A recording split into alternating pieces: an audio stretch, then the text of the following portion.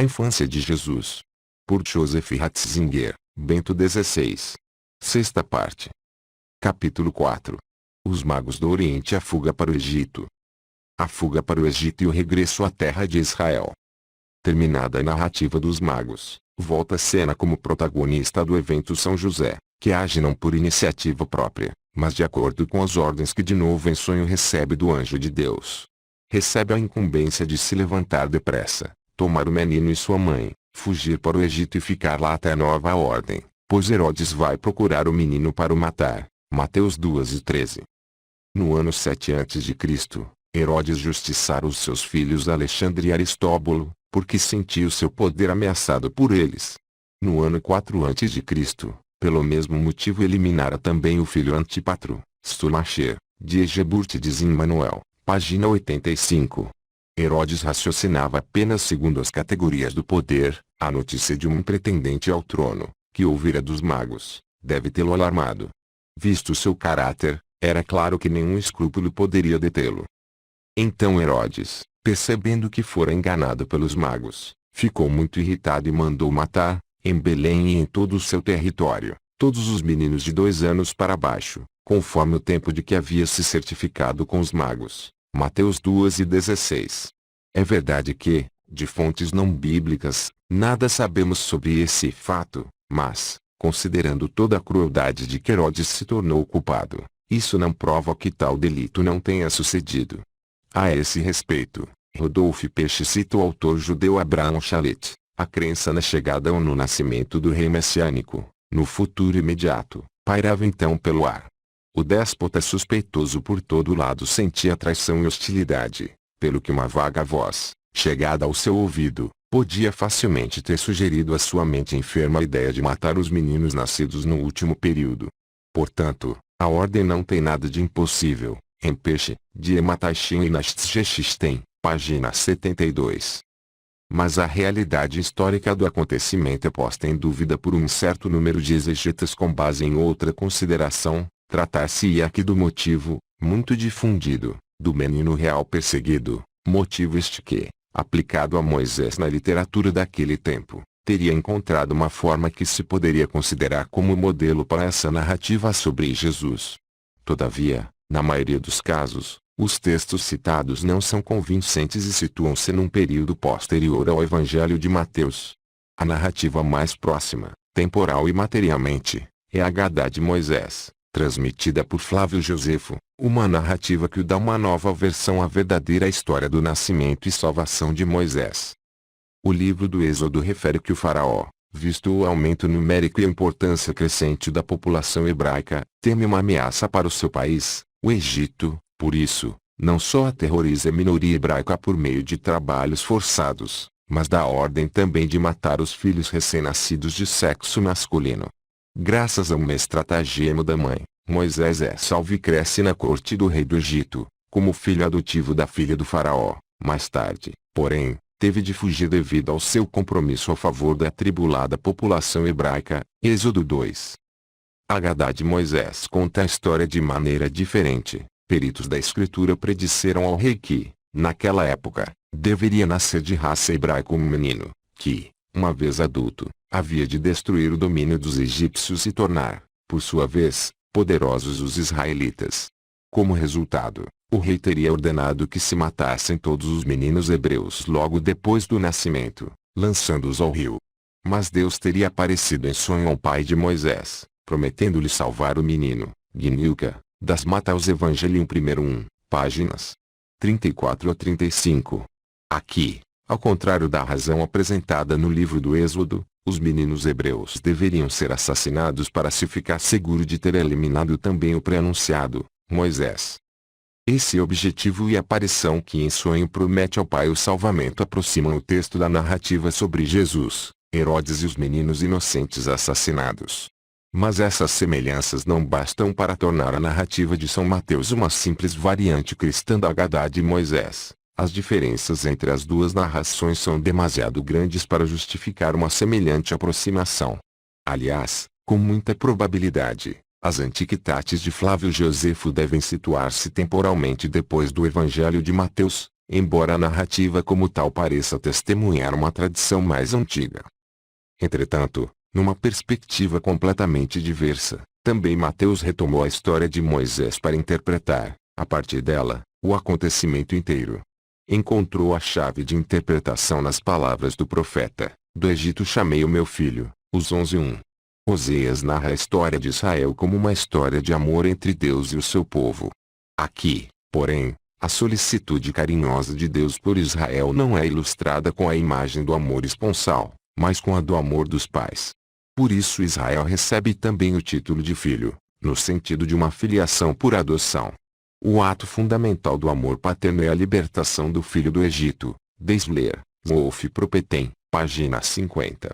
Para Mateus, aqui o profeta fala de Cristo. Ele é o verdadeiro filho, é ele que o pai ama e chama do Egito. Para o evangelista, a história de Israel recomeça do princípio de modo novo com o regresso de Jesus do Egito à Terra Santa. Certamente, a primeira chamada para se regressar do país da escravidão tinha falido sob muitos aspectos. Em Oséias, a resposta que os interessados diretos dão à chamada é afastar-se do Pai, mas, quanto mais os chamava, tanto mais eles se afastavam, os 11:2. Esse afastamento diante da chamada libertação conduz a uma nova escravidão. Ele não voltará à terra do Egito, mas a Síria será o seu rei uma vez que recusaram converter-se, os 11:5. Desse modo, Israel continua, por assim dizer, a estar ainda e sempre de novo no Egito. Com a fuga para o Egito e o seu regresso à terra prometida, Jesus oferece o êxodo definitivo. Ele é verdadeiramente o Filho. Ele não sairá de casa para se afastar do Pai, ele volta para casa e conduz para casa. Ele está sempre a caminho para Deus e assim conduz da alienação à pátria, aquilo que é essencial e próprio. Jesus, o verdadeiro Filho, em sentido muito profundo, saiu ele mesmo para o exílio a fim de nos trazer a todos da alienação para casa. A breve narrativa sobre o massacre dos inocentes, que vem depois da narrativa sobre a fuga para o Egito, é concluída por Mateus novamente com uma palavra profética, tirada agora do livro do profeta Jeremias. Ouviu-se uma voz em Ramá, choro e grande lamentação. Raquel chora seus filhos e não quer consolação, porque eles já não existem.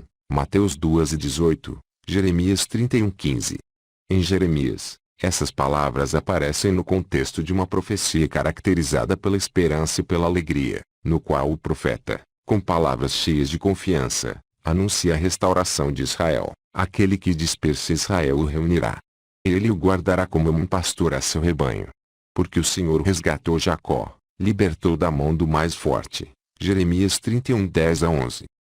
Todo o capítulo pertence provavelmente ao primeiro período da obra de Jeremias, quando o ocaso do reino assírio, por um lado, e a reforma cultural do rei Josias, por outro, reanimavam a esperança de uma restauração do reino do norte, Israel, que conservava fortes vestígios das tribos de José e de Benjamim, os filhos de Raquel. Por isso em Jeremias, ao lamento da mãe, segue-se imediatamente uma palavra de consolação. Assim diz o Senhor: reprime o teu pranto e as lágrimas dos teus olhos. Porque existe uma recompensa para a tua dor, oráculo do Senhor, eles voltarão da terra inimiga. Jeremias 31:16. Em Mateus, encontramos duas alterações em relação ao profeta. No tempo de Jeremias, o túmulo de Raquel estava situado junto da fronteira benjaminita-efraimita, isto é, junto da fronteira que abria para o reino do norte, na direção da região das tribos dos filhos de Raquel, vizinha aliás do país natal do profeta. Ainda em época veterotestamentária, a localização do túmulo fora transferida para o sul, na região de Belém, e ali se encontrava no tempo também de Mateus. A segunda alteração consiste no fato de o evangelista omitir a profecia consoladora do regresso. Fica apenas a lamentação. A mãe continua a sentir-se desolada. Assim, em Mateus, a palavra do profeta, a lamentação da mãe sem a resposta consoladora, é como um grito dirigido ao próprio Deus, um pedido da consolação não dada e ainda esperada, um grito, ao qual realmente só o próprio Deus pode responder, já que a única verdadeira consolação, que vai além das simples palavras, seria a ressurreição. Só com a ressurreição seria superada a injustiça, revogada a palavra amarga, já não existem. Na nossa época histórica, continua atual o grito das mães dirigido a Deus, mas ao mesmo tempo a ressurreição de Jesus reforça-nos na esperança da verdadeira consolação. Também a última passagem da narrativa da infância segundo Mateus termina, novamente, com uma citação de cumprimento que deve desvendar o sentido do acontecimento inteiro. Mais uma vez aparece com grande destaque a figura de São José, 2 vezes recebe uma ordem em sonho, e assim aparece novamente como aquele que escuta e é capaz de discernimento, como aquele que é obediente e ao mesmo tempo decidido e criteriosamente pragmático. Primeiro, é-lhe dito que Herodes morreu e, por conseguinte, chegara para ele e os seus a hora de retornar. Esse regresso é apresentado com uma certa solenidade. Entrou na terra de Israel, Mateus 2:21. Mas imediatamente se lhe depara a situação trágica de Israel naquele momento histórico, vem a saber que Aquilão, o mais cruel dos filhos de Herodes, reina na Judéia. Por isso não pode ser lá, isto é, em Belém, o lugar de residência da família de Jesus. Agora, no sonho, José recebe a indicação de que deverá ir para Galiléia. O fato de que José, depois de se ter dado conta dos problemas na Judéia, não tenha continuado simplesmente por iniciativa própria a sua viagem para Galiléia, que estava sob o domínio menos cruel de Antipas, mas tenha sido mandado para lá pelo anjo, tem a finalidade de mostrar que a proveniência de Jesus da Galiléia concorda com a orientação divina da história. Durante a atividade pública de Jesus, a alusão à sua proveniência da Galiléia será sempre considerada como uma prova de que ele não podia ser o Messias prometido.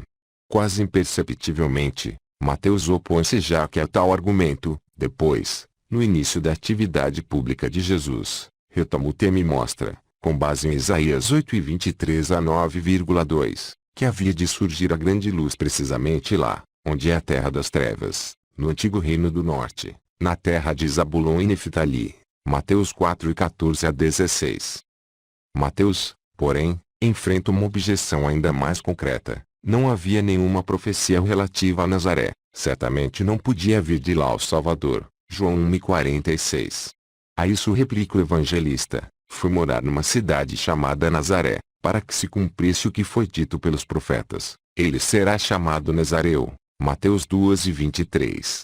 Com isso pretende afirmar a designação de Jesus como Nazareu, ou, também, Nazoreu, designação que se faz derivar da sua proveniência e, no momento da redação do Evangelho, já um dado histórico, prova que ele é o herdeiro da promessa. Aqui Mateus, diversamente das anteriores citações de profecias, não se refere a uma palavra concreta da Escritura, mas aos profetas no seu todo. A esperança deles está resumida nesse título de Jesus. Assim Mateus deixou aos exegetas de todos os tempos um problema difícil: onde é que essa palavra de esperança encontra fundamento nos profetas? Antes de nos debruçarmos sobre essa questão, talvez possa ser útil uma anotação de tipo linguístico. O Novo Testamento conhece e aplica a Jesus as 2 designações, Nazareu e Nazareno. Nazareu é usado por Mateus, João e os Atos dos Apóstolos, ao passo que Marcos prefere Nazareno, enquanto Lucas usa ambas as formas.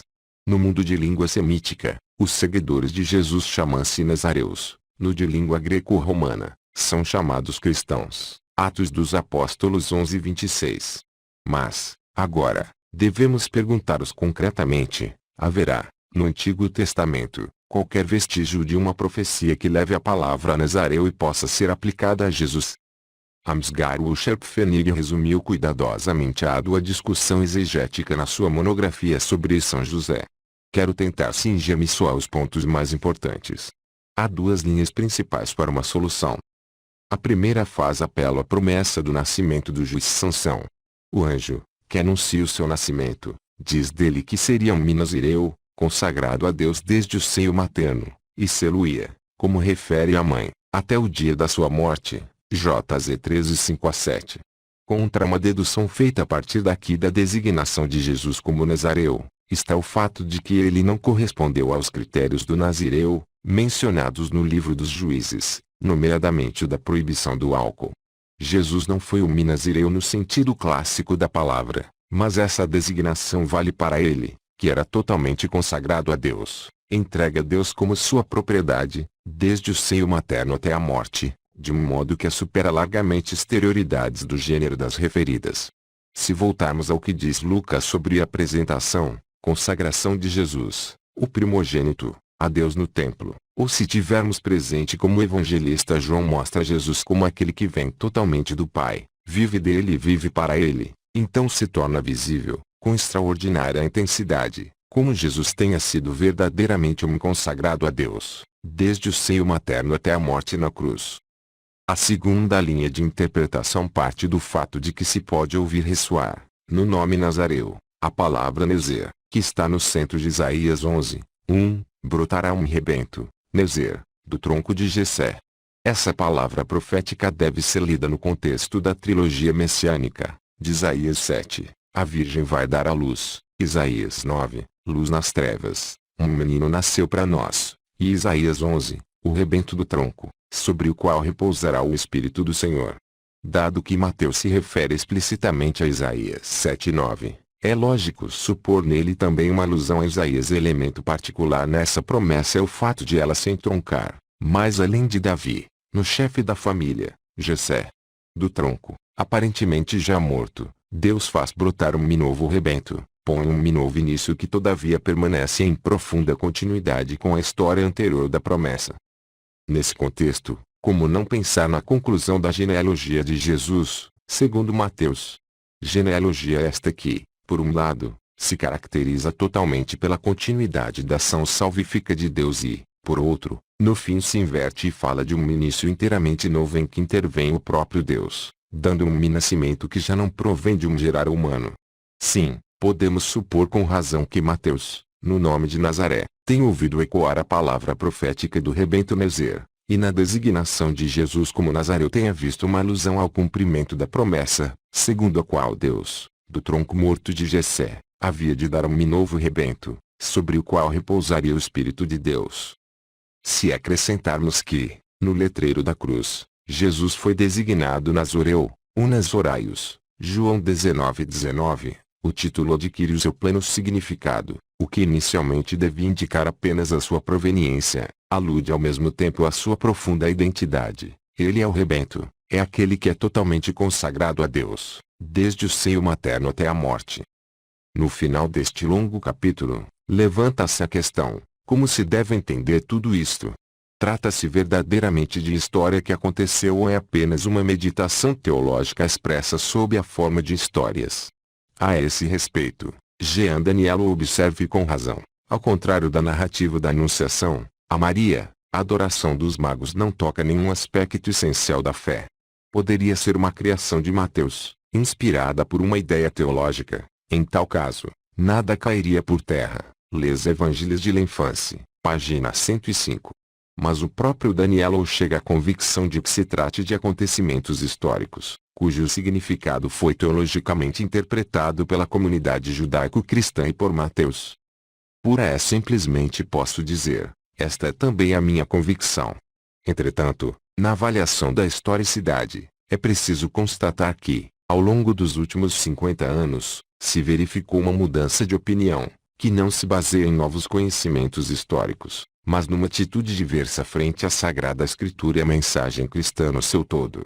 Enquanto Gerard Delling, no quarto volume de Theologische Urterbücher zum Neuen Testament, 1942, considerava a historicidade da narrativa dos magos ainda garantida de maneira convincente pela pesquisa histórica, página 362, nota 11. Agora mesmo exegetas de clara orientação eclesial, como Ernst Nielsen ou Rodolph Peixe, são contrários à historicidade ou pelo menos deixam em aberto tal questão.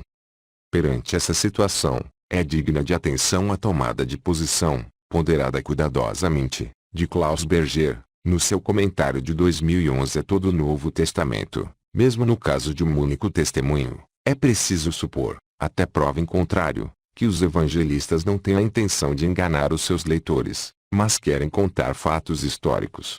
Contestar por mera suspeita a historicidade desta narrativa ultrapassa a toda a competência imaginável de historiadores. Página 20.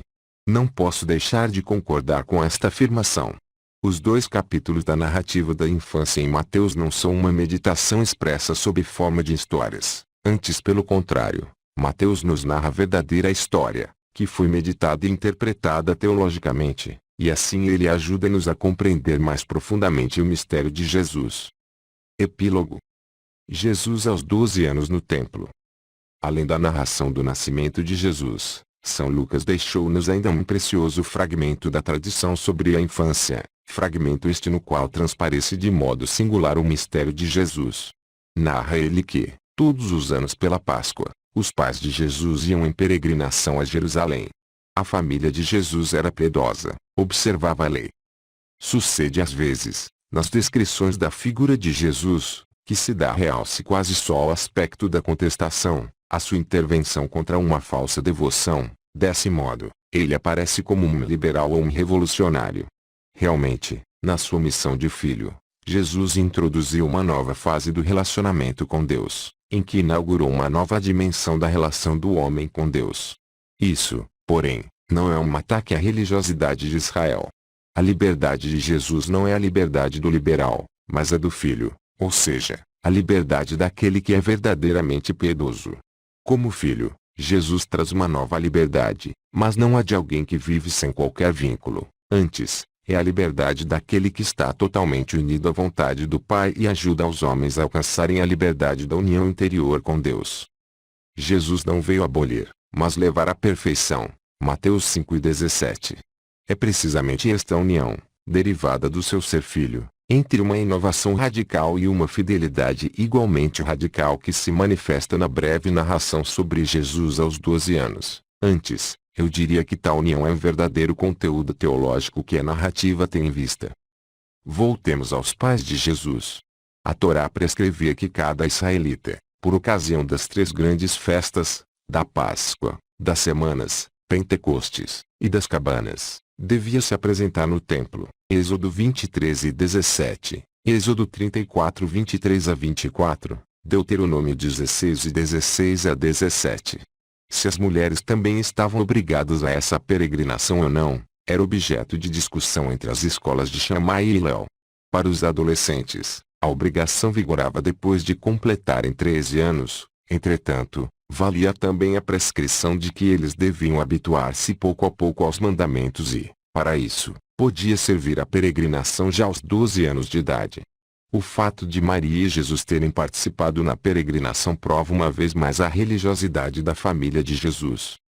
Nesse contexto, fixemos a nossa atenção também no sentido mais profundo da peregrinação. Indo 3 vezes por ano ao templo, Israel permanece, por assim dizer, um povo de Deus em peregrinação, um povo que está sempre a caminho do seu Deus e recebe a sua identidade e unidade sem cessar do encontro com Deus, no único templo. A Sagrada Família insere-se nesta grande comunidade a caminho do templo e de Deus. Na viagem de regresso, sucede um imprevisto. Jesus não parte com os outros, mas fica em Jerusalém. Os seus pais só percebem isso no fim do primeiro dia do regresso da peregrinação. Para eles, evidentemente, era normal supor que o filho estivesse em qualquer parte na grande comitiva. Esta é designada por Lucas com a palavra sinodia, comunidade de caminho, o termo técnico para dizer caravana. Com base na nossa imagem talvez demasiado reduzida da Sagrada Família, esse fato surpreende, e todavia mesmo mostra, de maneira muito bela, como na Sagrada Família estavam bem conciliadas a liberdade e a obediência.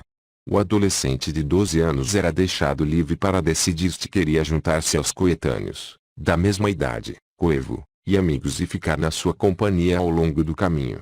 Mas, à noite, esperavam-no os pais. O fato de Jesus não se apresentar não tem nada a ver com a liberdade dos jovens, mas, como se verá, remete para outro nível, a missão particular do filho. Para os pais, começaram assim dias cheios de ansiedade e preocupação.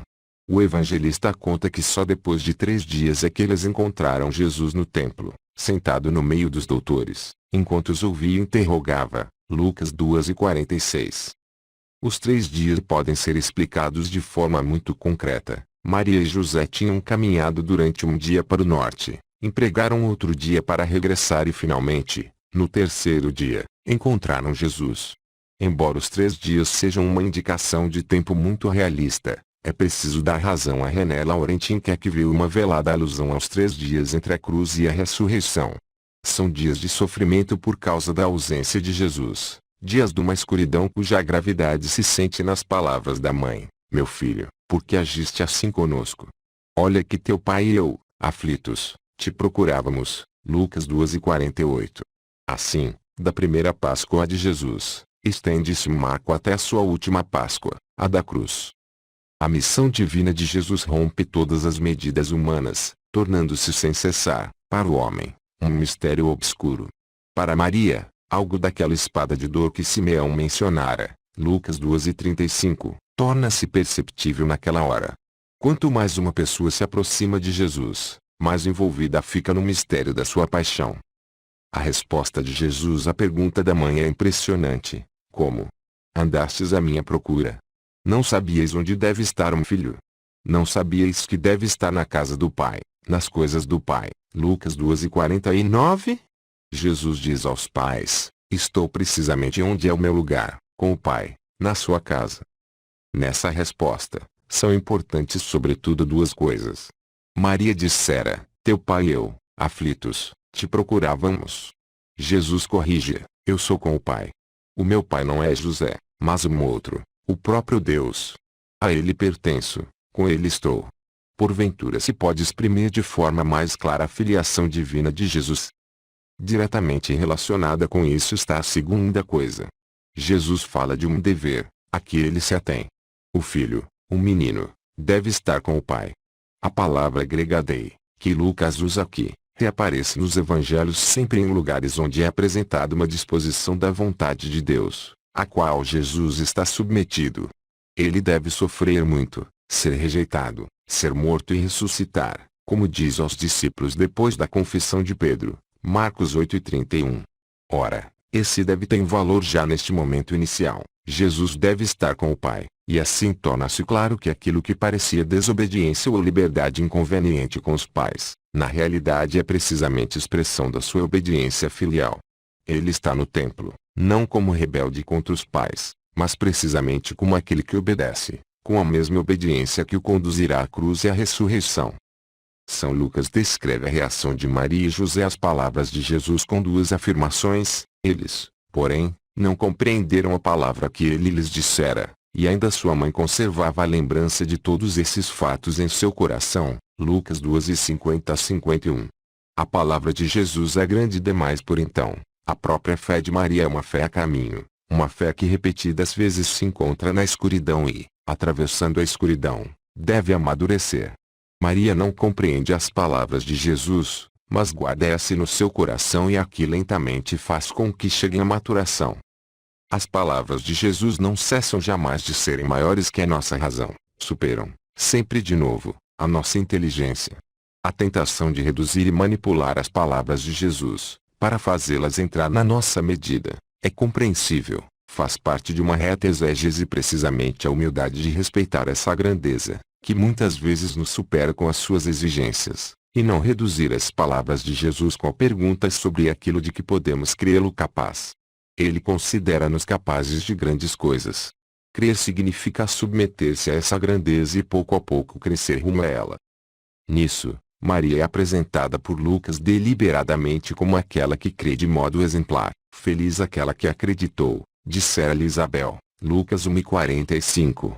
Com a observação, repetida duas vezes na narrativa da infância, de que Maria guardava as palavras no seu coração, Lucas 2:19-51, Lucas remete, como se disse, para a fonte, onde bebe a sua narração. Ao mesmo tempo, Maria aparece não só como a grande crente, mas também como a imagem da igreja, que guarda a palavra no seu coração e a transmite. Desceu, então, com eles para Nazaré e era-lhe submisso, e Jesus crescia em sabedoria, em estatura e em graça, diante de Deus e dos homens. Lucas 2:51-52. Depois do momento em que refulgira a obediência maior em que vivia, Jesus retorna à situação normal da sua família, na humildade da vida simples e na obediência aos seus pais terrenos. Depois de afirmar que Jesus crescia em sabedoria e em estatura, Lucas acrescenta a fórmula extraída do primeiro livro de Samuel, onde aparece referida ao jovem Samuel, 1 Samuel 2:26, crescia em graça, benevolência, simpatia, diante de Deus e dos homens. Assim o evangelista recorre mais uma vez à correlação entre a história de Samuel e a história da infância de Jesus, correlação essa que apareceu pela primeira vez no Magnificat, o cântico de louvor de Maria por ocasião do encontro com Isabel. Esse hino de júbilo e de louvor a Deus que ama os humildes é uma nova versão da oração de gratidão com que Ana, a mãe de Samuel, que até então não tinha filhos, agradece pelo dom do menino com que o Senhor tinha posto termo à sua amargura. Na história de Jesus, nos diz o evangelista com a sua citação, repete-se, a um nível mais elevado e de modo definitivo, a história de Samuel. Também é importante aquilo que Lucas diz acerca do crescimento de Jesus não só em idade, mas também em sabedoria. Por um lado, na resposta de Jesus com 12 anos, tornou-se evidente que ele conhece o Pai, Deus, a partir de dentro. Só ele conhece Deus, e não através de pessoas humanas que dão testemunho dele, mas reconhece-o em si mesmo. Como filho, encontra-se diretamente com o Pai, vive na sua presença, vê-o. João diz que ele é o unigênito, que está no seio do Pai, e por isso, pode revelá-lo. João 1,18. É precisamente isso que se torna evidente na resposta daquele adolescente de 12 anos, Jesus está com o Pai, vê as coisas e os homens na sua luz. No entanto, é verdade também que a sua sabedoria cresce. Enquanto homem, Jesus não vive em uma onisciência abstrata, mas está enraizado numa história concreta, num lugar e num tempo, nas várias fases da vida humana, e de tudo isso toma forma concreta ao seu saber. Manifesta-se aqui, de modo muito claro, que ele pensou e aprendeu de maneira humana. Concretamente, torna-se evidente que Jesus é verdadeiro homem e verdadeiro Deus, como exprime a fé da Igreja. A profunda ligação entre ambas as dimensões, em última análise, não podemos defini-la, permanece um mistério e todavia manifesta-se de forma muito concreta na breve narração sobre Jesus aos 12 anos, uma narração que dessa maneira abre, ao mesmo tempo, a porta para o conjunto da sua figura que depois nos é narrado pelos evangelhos. Joseph Ratzinger nasceu em Marktleuthen, na Alemanha, em 16 de abril de 1927. Ordenado sacerdote em 1951, tornou-se arcebispo de Munique e Freising e foi nomeado cardeal em 1977.